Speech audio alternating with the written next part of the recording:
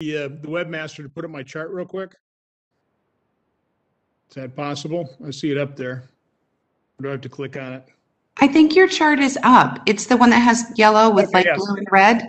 Yep. So just, I know committee members have seen this in the past. I know Mr. Garcia was talking about the 2014, 2015 crisis that President Obama termed a humanitarian crisis.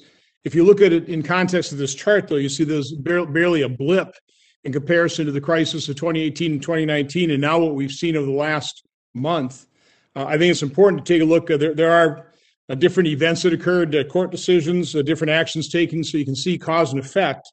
I think it's important to recognize that I know people disagreed with return Mexico policy, some of the agreements we had with Mexico and Central America, but you have to admit it did solve the problem in terms of reducing the flow of children and family units coming in exploiting our broken asylum system. And that was well before the COVID crisis. So I think it's important to put that in context. Over the last 28-day period, the average apprehensions per day totaled over 5,900. So almost 6,000 people per day were apprehended on the southwest border. That's a large caravan a day. It's overwhelming our system, and it is leading to untold inhumanity and depredations by the human traffickers. I'm glad to hear that we're talking about root causes. I talked about that oftentimes during the 30-plus hearings we had on our immigration border crisis while I was chairman. To me, I think we're missing the basic root cause of what's causing the push factor out of Central America, and I would argue that is our insatiable demand for drugs. I think I was struck when I first went to Central America with Senator Carper and others. The presence there, we're talking about the difficulty of corruption and impunity. And impunity kind of threw me for a loop until you realize when you have the drug cartels who are untouchable, and they are the most evil people on the planet now that we've eliminated ISIS, you can understand why they can operate with impunity, but then that transfers over to the entire culture. So I would argue we're not going to be able to fix Central America until we reduce or stop our insatiable demand for drugs. That's a long-term project. So I think we need to refocus on reducing the flow of children and families incentivized to put themselves in the hands of the next most evil human people on the planet, which is the human traffickers. So first of all, Mr. Jones, I want to talk to you. I believe that the border is 100% controlled on the Mexico side of the border. Is that your evaluation as well? In other words, nobody comes into America without having to pay or become indebted to the human traffickers. Is that your understanding as well, Mr. Jones? Thank you for the question, sir. Yeah, the drug trafficking organizations or the cartels, or sometimes we call them transnational criminal organizations, the very large organizations do control on the Mexico side each of the port cities, and they fight with each other all the time to maintain that control. So to the extent that we make it easier or we create pull factors, which I think personally is the greatest attraction right now, and certainly what has sparked this crisis, when we have elected officials saying they're not going to deport people, or there will be no consequences, or we'll offer people free health care. That's an enormous pull factor. If we make it easier, aren't we just increasing the incentive, and won't more children, more family members give their children over to these human traffickers and be raped and be kidnapped and be beaten, and the videotapes being used as ransom? I mean, those human depredations, won't that just increase if we actually make it easier for people to come to this country and exploit our asylum laws?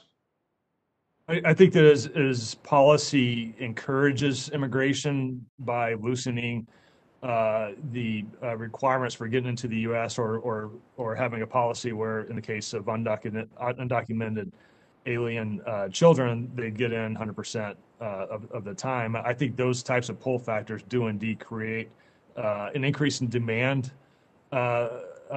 on the cartel side, and just like with any business, that gives the cartels opportunity for exploitation and for making money themselves off of the immigration crisis. I think you're absolutely correct. So I'm all for a legal immigration system. That's what made this country great, is immigrants coming to this country, but it has to be done in a legal fashion if it's going to be done in a humane fashion.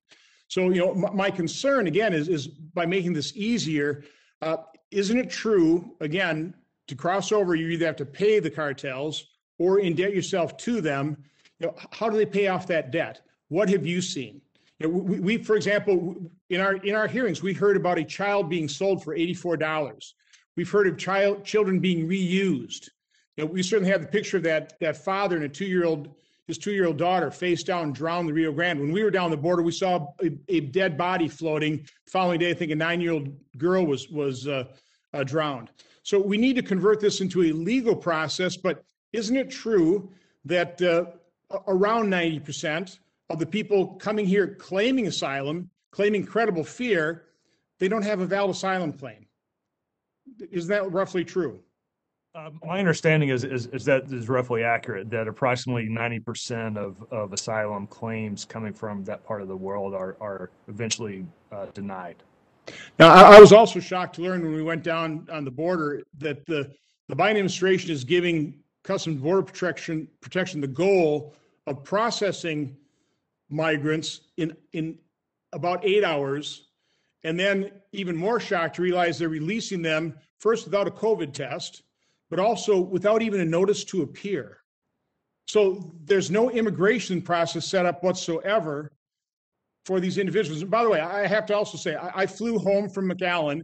I had 3 migrants sit next to me with their envelopes saying, please help me. I don't speak English. Help me find my next flight. The most polite people. Each one had about a 2-3-year-old little girl, the most well-behaved people. These are people that I think would be wonderful legal immigrants, but I am just so afraid that they are going to be completely exploited by the human traffickers. And I don't think we emphasize the depredations of the human traffickers enough, but what our policies are incentivizing. Would you comment on that, Mr. Jones? I absolutely agree with that. I have not heard about no notices of appear being, or people being released without a notice of appear that may be happening. But as Senator Langford said, when they are being given notices of appear these days, those notices are for 2 and 3 years down the road. Which essentially is the same thing you're talking about. So I completely agree, Senator. Well, thank you, Madam Chair, for working with me over the last couple of years to try and address this problem. I look forward to working with you to do the same.